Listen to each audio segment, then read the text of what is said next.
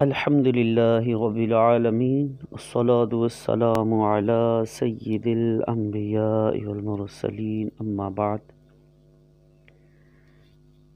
اکثر و بیشتر ہمیں سفر کی ضرورت پیش آتی رہتی ہے، بلکہ بہت سے خوش نصیب اسلامی بھائی کو تو راہ خدا میں عاشقان رسول کے ساتھ مدنی قافلوں میں سفر کرنے کی بھی سعادت ملتی رہتی ہے، تو لہٰذا ہم کوشش کر کے سفر کی بھی کچھ نہ کچھ جو سنتیں ہیں، آداب ہیں، ان کو سیکھ لینا چاہیے تاکہ ان پر عمل کر کے ہم اپنے سفر کو بھی حصول ثواب کا ذریعہ بنا سکیں۔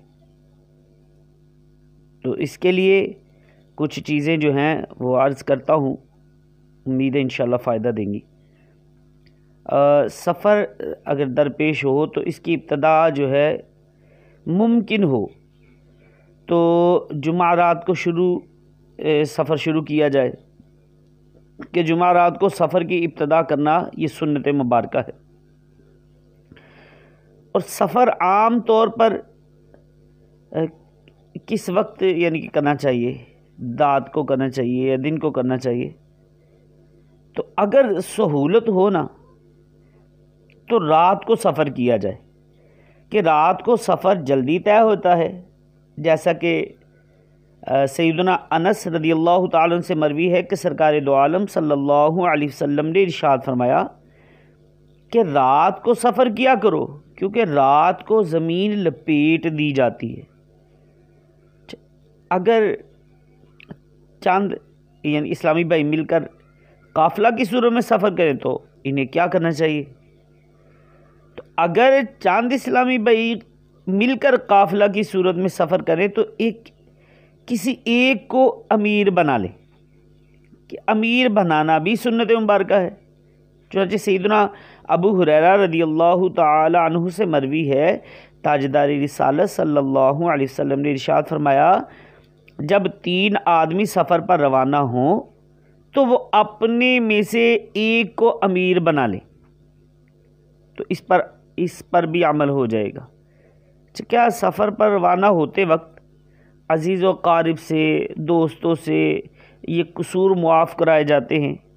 اس کے بارے میں یعنی کہ شرعی رہنمائی جو ہے وہ کیا ہے، سنیے۔ چلتے وقت، سفر پر جاتے وقت عزیز و قارب، دوست احباب، ان سب سے قصور معاف کروا لینا چاہیے، اور جن سے معافی طلب کی جائے ان پر لازم ہے کہ وہ دل سے معاف بھی کر دیں۔ چنانچہ مروی ہے کہ سرکار دو عالم صلی اللہ علیہ وآلہ وسلم نے ارشاد فرمایا جس کے پاس اس کا بھائی معذرت کے لیے آئے تو وہ اس کا عذر قبول کر لے، خواہ حق پر ہو یا باطل پر۔ جو ایسا نہیں کرے گا وہ میرے حوض کوثر پر نہیں آئے گا۔ اچھا، سفر پر روانہ ہوتے وقت گھر والوں کی حفاظت کے لیے کیا کرنا چاہیے؟ یہ بڑا اہم، یہ ضروری چیزیں سن لیجئے غور سے۔ سفر پر روانہ ہوتے وقت گھر والوں کی حفاظت کے لیے یہ کم از کم یہ 2 کام تو ضرور کریں کہ لباس پہن کر اگر وقت مکروہ نہ ہو تو گھر میں 4 رکعت نفل پڑھ کر باہر نکلے، اور ہر رکعت میں الحمد شریف کے بعد ایک بار قل هو اللہ احد یہ پوری صورت پڑھے۔ انشاءاللہ عز و جل وہ رکعتیں واپسی تک اہل و مال کی نگہبانی کریں گی۔ نمبر 2، جب بھی سفر پر روانہ ہو تو اپنے اہل خانہ کو اللہ کے سپرد کر کے جائیں۔ اللہ پاک ہی سب سے بہتر حفاظت کرنے والا ہے، بلکہ ہو سکے تو اپنے گھر والوں کو یہ کلمات کہہ کر سفر پر روانہ ہوں: استودعک اللہ الذی لا یضیع ودائعہ، یعنی میں تم کو اللہ کے حوالے کرتا ہوں جو امانتوں کو ضائع نہیں کرتا۔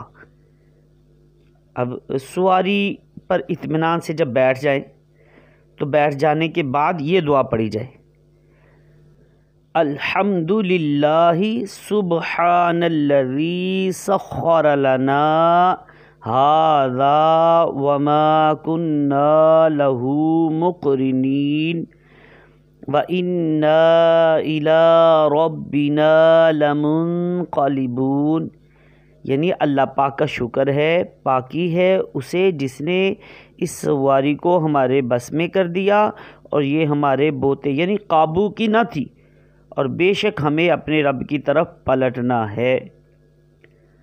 دوران سفر کیا کرنا چاہیے، کون کون سے کام کرنے چاہیے، وہ بھی سماعت فرما لیجیے۔ دوران سفر ذکر اللہ کرتے رہیں، ریل گاڑی میں ہوں یا بس میں سوار ہوں تو بسم اللہ، اللہ اکبر اور سبحان اللہ 3 بار یہ پڑھ لیجئے، اور لا الہ الا اللہ ایک بار یہ بھی پڑھیے۔ اور مسافر کو چاہیے کہ وہ دعا سے غفلت نہ کرے، کہ جب تک یہ سفر میں ہے اس کی دعا قبول ہوتی ہے، بلکہ جب تک گھر نہیں پہنچتا اس وقت تک دعا مقبول ہے۔ مروی ہے کہ سرکار دو عالم صلی اللہ علیہ وآلہ وسلم نے ارشاد فرمایا 3 قسم کی دعائیں مستجاب ہیں یعنی مقبول ہیں، ان کی قبولیت میں کوئی شک نہیں۔ نمبر 1 مظلوم کی دعا، نمبر 2 مسافر کی دعا، اور نمبر 3 باپ کی اپنے بیٹے کے لیے دعا۔ اور دوران سفر اگر کوئی حاجت مند مل جائے تو اس کی حاجت روائی کرنی چاہیے، انشاءاللہ عز و جل اس میں بھی ثواب زیادہ ہوگا۔ اور ویسے جب سیڑھیوں پر چڑھے یا اونچی جگہ کی طرف چلے یا بس وغیرہ کسی ایسی سڑک سے گزرے جو اونچائی کی طرف جا رہی ہو تو اللہ اکبر اللہ اکبر اللہ اکبر یہ کہنا سنت مبارکہ ہے۔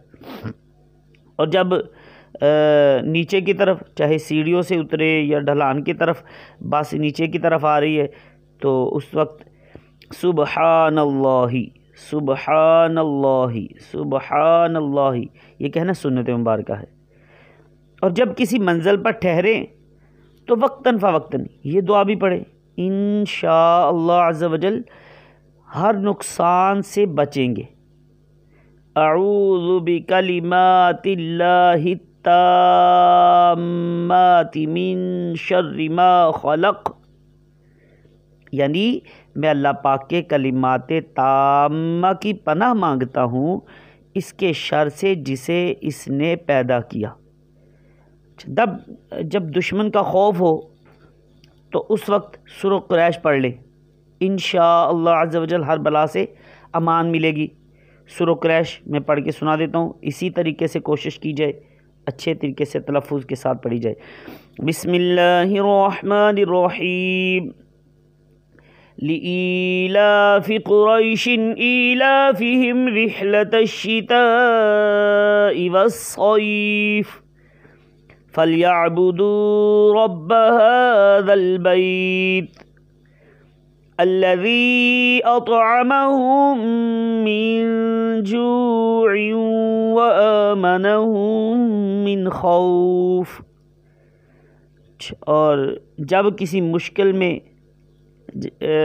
مدد کی ضرورت پڑے تو حدیث پاک کے مطابق اس طرح 3 بار پکار لیجئے کہ یا عباد اللہ اعینونی، یا عباد اللہ اعینونی، یا عباد اللہ اعینونی، یعنی اے اللہ کے بندو میری مدد کرو، اے اللہ کے بندو میری مدد کرو۔ اور سفر پر جاتے ہوئے اگر یہ کلمات جو ہیں، اگر تجارت وغیرہ کے لیے آپ جا رہے ہیں تو یہ 5 صورتیں اگر پڑھ لی جائیں تو انشاءاللہ زیادہ فائدہ ہوگا۔ فرمان مصطفیٰ کے مطابق سرکار دو عالم صلی اللہ علیہ وآلہ وسلم نے حضرت جبیر بن مطعم رضی اللہ تعالیٰ عنہ سے فرمایا کہ اے جبیر، کیا تم چاہتے ہو کہ جب تم سفر میں جاؤ تو اپنے ساتھیوں میں بہتر اور توشہ سفر میں بڑھ کر رہو، یعنی سفر میں خوشحالی اور فارغ البالی نصیب ہو؟ تو سرکار دو عالم صلی اللہ علیہ وسلم فرمایا یہ 5 صورتیں پڑھ لیا کرو. بسم اللہ الرحمن الرحیم قل یا ایہا الکافرون لا اعبد ما تعبدون ولا انتم عابدون ما اعبد ولا انا عابد ما عبدتم ولا انتم عابدون ما اعبد لکم دینکم ولی دین. بسم اللہ الرحمن الرحیم اذا جاء نصر اللہ والفتح ورأیت الناس يدخلون فی دین اللہ افواجا فسبح بحمد ربک واستغفرہ انہ کان توابا. بسم اللہ الرحمن الرحیم قل هو اللہ احد اللہ الصمد لم یلد ولم یولد ولم یکن له کفوا احد.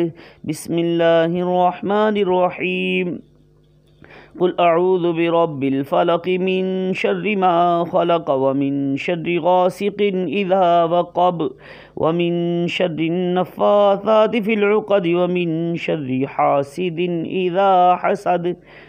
بسم اللہ الرحمن الرحیم قل اعوذ برب الناس ملک الناس الہ الناس من شر الوسواس الخناس الذي يوسوس في صدور الناس من الجنة والناس. بسم اللہ الرحمن الرحیم.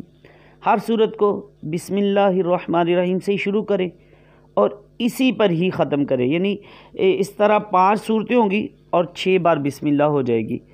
تو سیدنا جبیر رضی اللہ تعالیٰ عنہ فرماتے ہیں کہ میں نے ان کو پڑھنا شروع کیا تو میں پورے سفر میں واپسی تک اپنے ساتھیوں میں سے سب سے زیادہ خوشحال اور توشہ سفر میں فارغ البال رہنے لگا.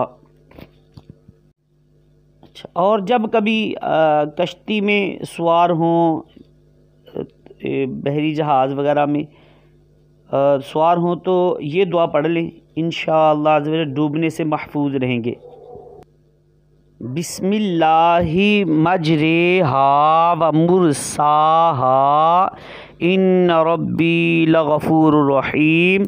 اللہ پاک کے نام پر اس کا چلنا اور اس کا ٹھہرنا، بے شک میرا رب ضرور بخشنے والا مہربان ہے. تو جب کبھی سفر پر جائیں تو ذکر و درود کا ورد رکھیں یا اس عظیم مقصد کو پیش نظر رکھیں کہ مجھے اپنی اور ساری دنیا کے لوگوں کی اصلاح کی کوشش کرنی ہے. اگر ہم دوران سفر ذکر اللہ میں مصروف رہیں گے تو فرشتے راستے بھر حفاظت کریں گے، اور اگر معاذ اللہ گانے باجے سنتے رہے یا فضول ٹھٹھا مسخری کرتے رہے تو شیطان شریک سفر ہوگا، جیسا کہ تاجدار مدینہ قرار قلب و سینہ صلی اللہ علیہ وسلم نے ارشاد فرمایا، جو شخص سفر کے دوران اللہ عز و جل کی طرف توجہ رکھے اور اس کے ذکر میں مشغول رہے، اللہ پاک اس کے لیے ایک فرشتہ محافظ مقرر کر دیتا ہے، اور جو بےہودہ شعر و شاعری فضول باتوں میں مصروف رہے تو اللہ پاک اس کے پیچھے ایک شیطان لگا دیتا ہے. تو کوشش کی جائے کہ جب سفر میں جائیں تو اپنی آخرت کو سامنے رکھتے ہوئے ہی سفر کی ترکیب بنائی جائے. اگر ہو سکے تو علم دین حاصل کرنے کی نیت سے بھی کوئی سفر کیجئے، صرف اور صرف اللہ رسول کی رضا کے لیے علم دین حاصل کرنے کے لیے بھی سفر کیجئے.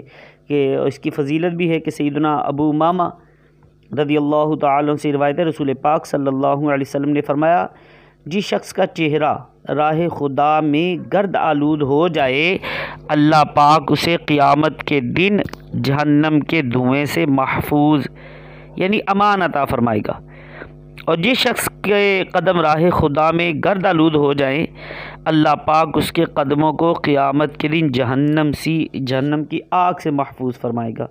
تو اس نیت سے بھی کبھی ہو سکے تو علم دین حاصل کرنے کے لیے راہ خدا میں بھی سفر کی کوشش کیجیے، اور دوران سفر منتشر نہ ہوا کریں، اکٹھے رہیں تاکہ پریشانی نہ ہو، اور سرکار صلی اللہ علیہ وسلم کے نے صحابہ سے یہی ارشاد فرمایا تھا اکٹھے رہنے کے لیے۔ اور جب سفر پہ آخر میں سفر سے واپسی کے بارے میں کچھ سماعت فرما لیجیے، سفر واپسی پر کیا کرنا چاہیے؟ تو سفر پر واپسی پر کرنے والے جو کام ہیں ان میں سفر سے واپسی پر گھر والوں کے لیے کوئی تحفہ لے کر آئیں کہ یہ سنت مبارکہ ہے۔ سرکار مدینہ صلی اللہ علیہ وسلم کا فرمان عظمت نشان ہے کہ جب سفر سے کوئی واپس آئے تو گھر والوں کے لیے کچھ نہ کچھ ہدیہ لائے، اگرچہ اپنی جھولی میں پتھر ہی ڈال لائے۔ اور سفر سے واپسی پر اپنی مسجد میں دگانا یعنی 2 رکعت نفل پڑھنا سنت ہے۔